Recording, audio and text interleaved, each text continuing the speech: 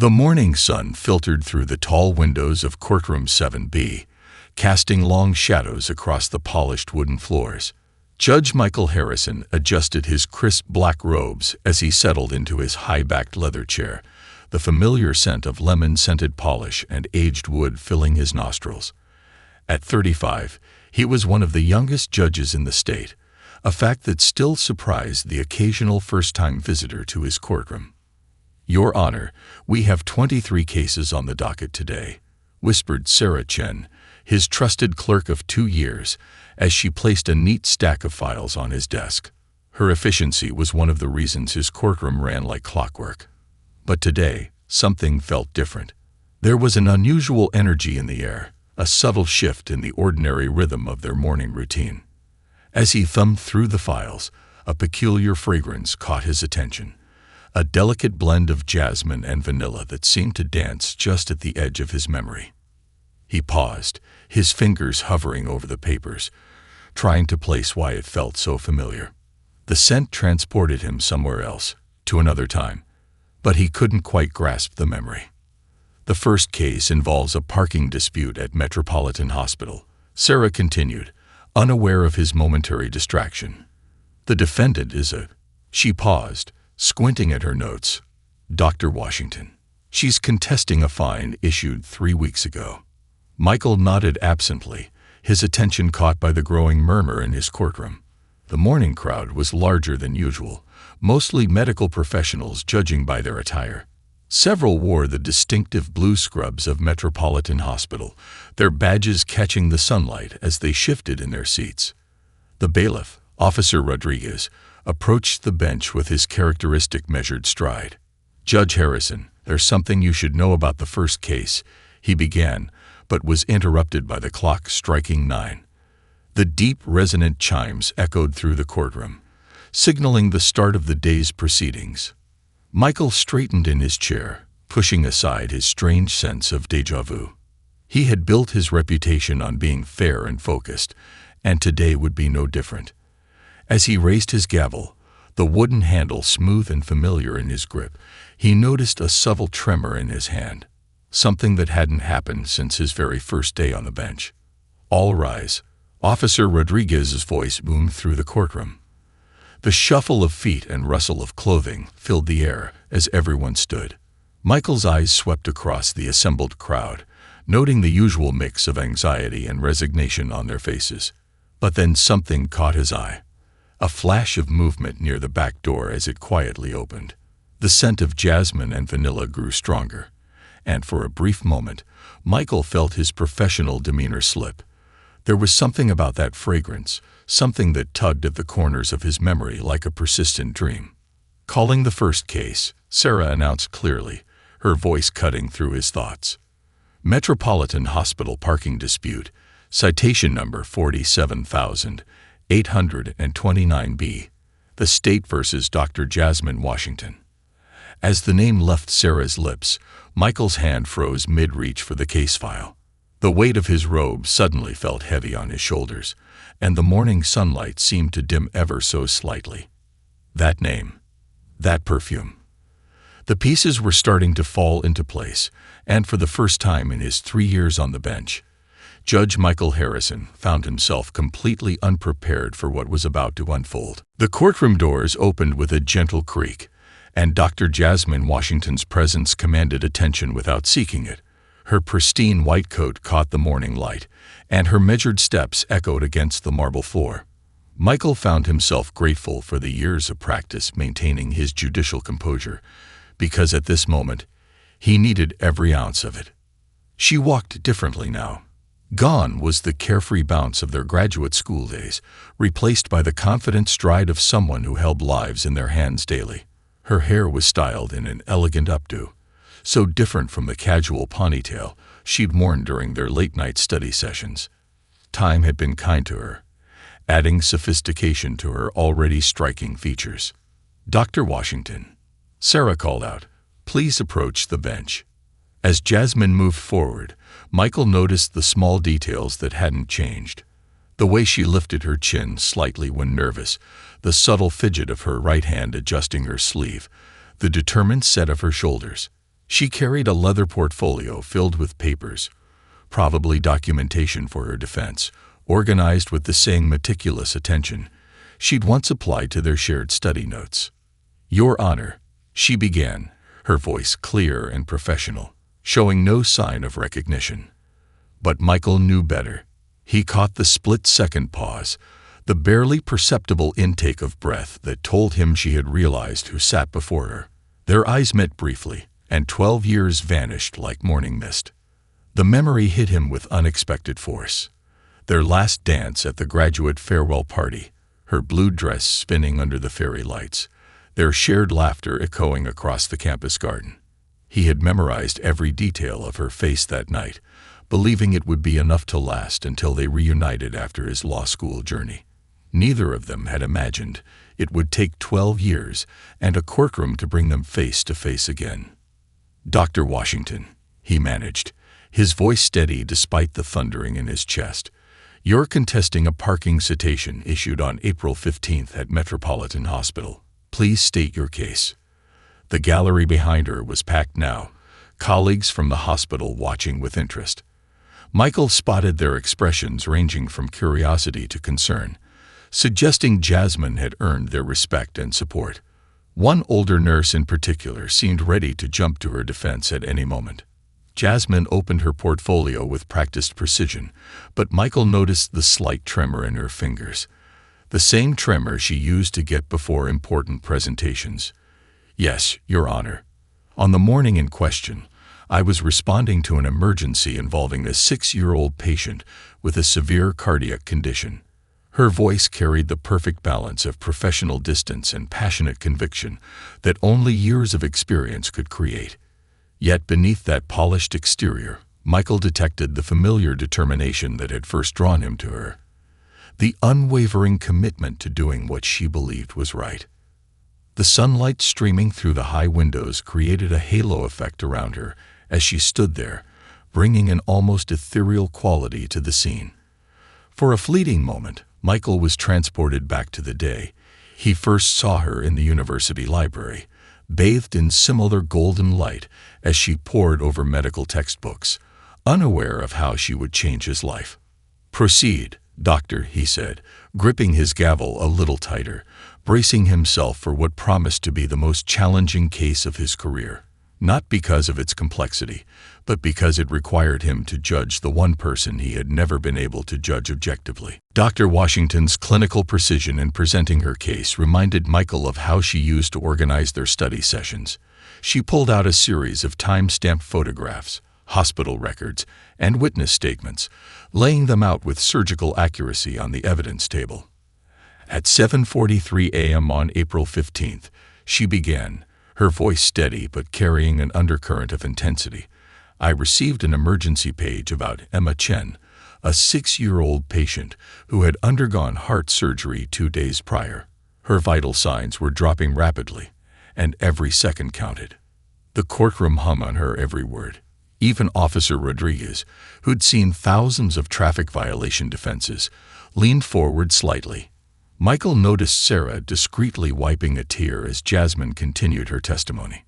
The regular parking spaces were full due to shift change, Jasmine explained, presenting a photograph of the crowded hospital parking lot. "I made the decision to park in the restricted zone, knowing that the time spent searching for a proper spot could have cost Emma her life." As she spoke, Michael's mind wandered to a similar moment of crisis 12 years ago.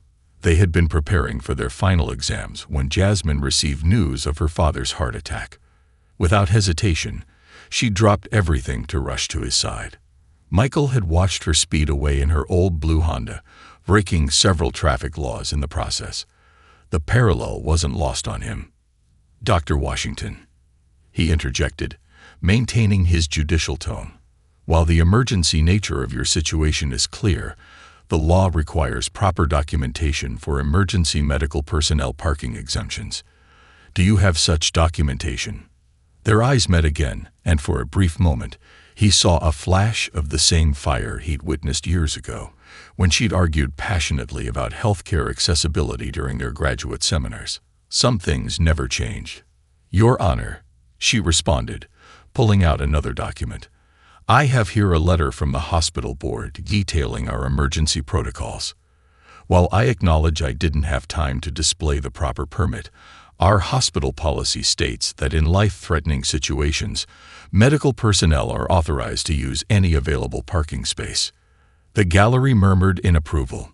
Michael noticed Dr. Sandra Chen, the chief of pediatric surgery, nodding emphatically from her seat. The support Jasmine had garnered from her colleagues spoke volumes about her character, something he had always known, but was now witnessing from a different perspective. Furthermore, Jasmine continued, her voice softening slightly, Emma's parents are here today. She gestured to a couple sitting in the front row, their faces reflecting both gratitude and concern. The mother clutched a small pink teddy bear, presumably belonging to their daughter. Michael fought to maintain his professional demeanor as memories flooded back. Late-night discussions about making a difference in the world, their shared dreams of serving justice and saving lives. Here they were, 12 years later, living those dreams, but in ways they never could have anticipated. The hospital has since implemented a new emergency parking notification system, Jasmine concluded, presenting one final document. But on that morning, I chose to prioritize a child's life over parking regulations. I stand by that decision, Your Honor, as both a doctor and a human being. The silence that followed her words was profound. Michael realized that this case had become more than a simple parking violation. It had become a testament to who they both had become.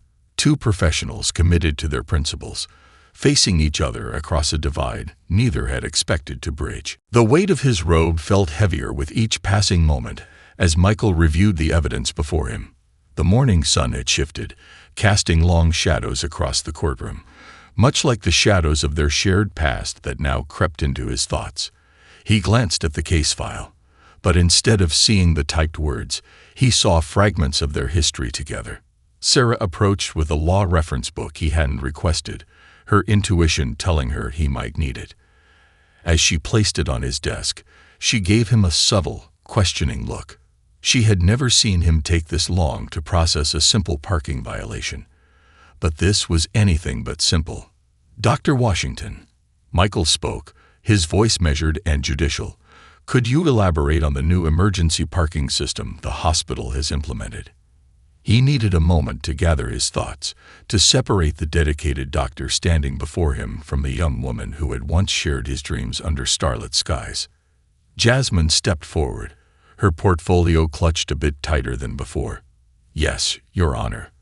Following this incident, Metropolitan Hospital has installed an emergency notification system. Medical staff can now alert security about emergency parking situations through a mobile app.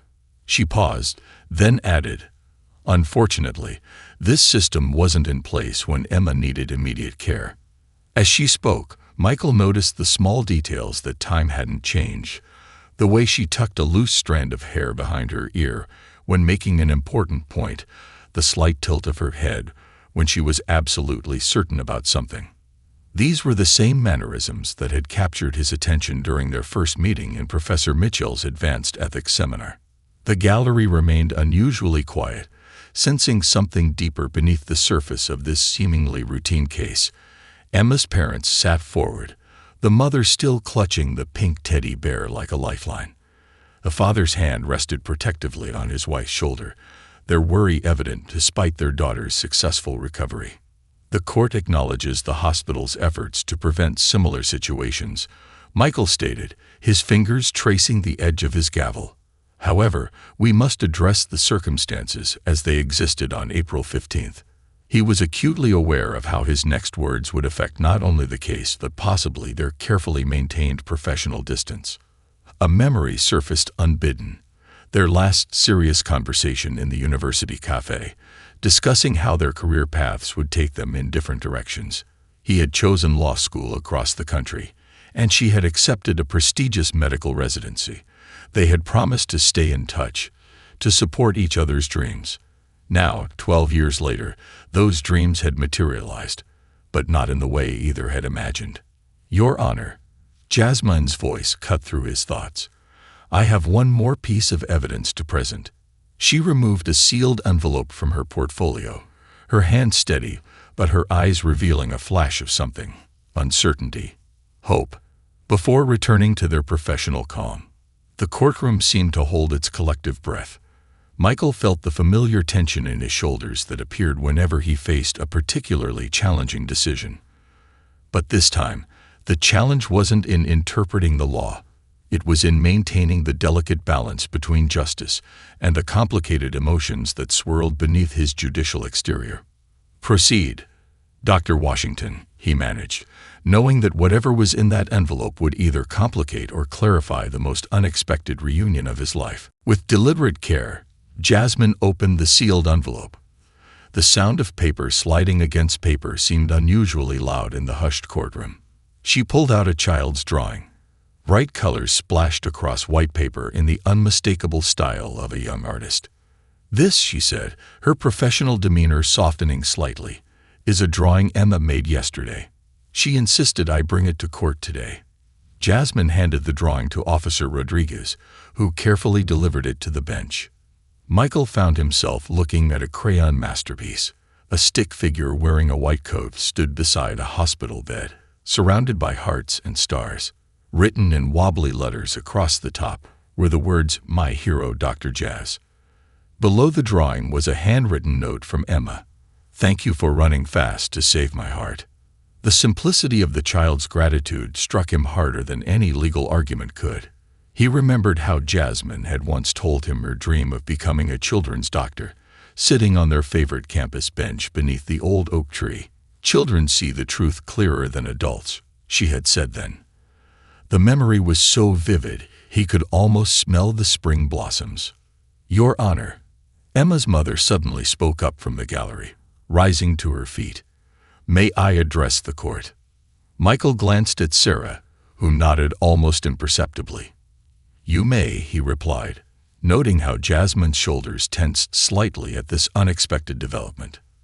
"That morning," Emma's mother began, her voice trembling but determined, "my daughter's heart rate had dropped dangerously low. The nurses said every minute counted." She clutched the pink teddy bear tighter. Dr. Washington arrived in exactly 3 minutes from when she was paged. We later learned that the average response time is 7 to 10 minutes. The courtroom remained silent, absorbed in her testimony. Michael noticed Dr. Chen in the gallery, quietly wiping her eyes. Even Officer Rodriguez, known for his stoic demeanor, seemed moved. "Those 4 minutes she saved," Emma's father added, standing beside his wife. "Those 4 minutes meant our daughter is alive today. We're not here to defend a parking violation, Your Honor. We're here to support the doctor who put our daughter's life above everything else." Michael studied the drawing before him, his judicial mind racing. In law school, they had debated countless cases about the balance between rules and moral imperatives. Now that theoretical discussion had become startlingly real. Jasmine stood quietly, her composure intact, but her eyes revealing a depth of emotion that transported Michael back to their graduation day. She had worn that same expression when discussing their future plans, a mixture of hope, determination, and something else he couldn't quite name. "Dr. Washington," he said, surprised by the steadiness of his own voice, "this court appreciates the additional context." He held up Emma's drawing. While the law must be upheld, it must also serve justice in its truest sense. The sunlight streaming through the windows had shifted, casting a warm glow across the courtroom. In that moment, Michael realized that some decisions transcend the simple application of rules. Just as he had chosen his path years ago, leading him to this bench, Jasmine had chosen hers, leading her to that emergency parking space on a crucial morning. The silence in the courtroom grew heavy with anticipation as he prepared to deliver his decision, knowing it would affect more than just a simple parking fine. It would acknowledge the complex intersection of law, mercy, and two lives that had once been intertwined. Michael straightened in his chair, acutely aware that every eye in the courtroom was fixed upon him. Emma's drawing lay before him, its bright colors a stark contrast to the somber wood of his bench. The law was clear about parking violations, but leadership meant more than blindly following rules. It meant understanding their purpose. "Before I render my decision," he began, his voice carrying the weight of authority, "I'd like to address several points raised during today's proceedings." He picked up Emma's drawing, holding it carefully as if it were evidence in a capital case rather than a simple parking dispute. "First, the court recognizes the extraordinary circumstances surrounding this incident." Dr. Washington's quick response demonstrably saved precious minutes in an emergency situation. He paused, meeting Jasmine's steady gaze. "However, the law exists to maintain order, even in extraordinary times." Sarah shifted slightly beside him, her pen poised to record his decision. In the gallery, Emma's parents drew closer together, while Dr. Chen leaned forward in her seat. The tension in the room was palpable. "Dr. Washington," he continued, "your dedication to your patients' well-being is commendable. The court has reviewed the hospital's new emergency parking notification system, which addresses similar situations in the future. This shows a commitment to both medical excellence and regulatory compliance." Jasmine stood perfectly still, her hands clasped in front of her. Michael noticed she was wearing the small silver watch that had been a graduation gift from her father, the same watch she'd checked repeatedly during their final goodbye at the airport 12 years ago. The law must serve justice, but justice isn't always found in strict application of rules. Sometimes it requires understanding the spirit behind those rules. He picked up his gavel, its weight familiar yet somehow different today. The parking regulation in question exists to ensure emergency access and public safety. In this case, Dr. Washington's actions, while technically in violation, actually served that very purpose. A murmur rippled through the courtroom. Officer Rodriguez shifted his stance, looking at Michael with newfound respect. Emma's mother clutched her husband's hand, the pink teddy bear temporarily forgotten in her lap. "Therefore," Michael declared, his voice firm and clear, "this court rules as follows. The citation will remain on record, as we cannot ignore the technical violation." He saw Jasmine's slight nod of acceptance. However, given the exceptional circumstances and the clear evidence that public safety was enhanced rather than endangered by Dr. Washington's actions, this court waives all associated fines. He paused, allowing his decision to settle over the courtroom. Furthermore, this court commends Metropolitan Hospital for implementing a new system to prevent similar conflicts in the future. This demonstrates the kind of proactive problem-solving our community needs. As he brought down his gavel, the sharp crack seemed to break a spell. Smiles spread across faces in the gallery, and Emma's parents embraced. Dr. Chen beamed proudly at Jasmine, who maintained her professional composure despite the visible relief in her eyes. "This case is dismissed," Michael announced, gathering his papers. As he stood to leave the bench, he caught a glimpse of something in Jasmine's expression. Not the triumph of winning or the satisfaction of justice served, but something deeper, more personal. It was the same look she'd given him the day they'd first met, when they were just two young people with dreams of making the world better in their own ways. He realized that sometimes life's greatest moments of justice don't come from law books or precedents, but from understanding the human heart that beats beneath every case. The afternoon sun cast long shadows through the windows of the Literary Bean, a cafe that had once been their favorite study spot, but had since transformed into a trendy bookstore coffeehouse hybrid. Michael sat at a corner table, his judicial robes replaced by a casual blazer, watching the steam rise from his cup of artisanal coffee. The bell above the door chimed softly, and Jasmine walked in, her white coat exchanged for an elegant blue dress that reminded him of the one she'd worn at their graduation. She spotted him immediately, and for the first time that day, they could look at each other without the formal barriers of the courtroom between them. "They kept our corner," she said by way of greeting, sliding into the chair across from him. The vintage books lining the walls created a warm backdrop, their familiar scent mixing with the aroma of fresh coffee. "Though I hardly recognize anything else." "The coffee's better now," Michael offered, pushing a cup toward her, vanilla latte with an extra shot, her old favorite.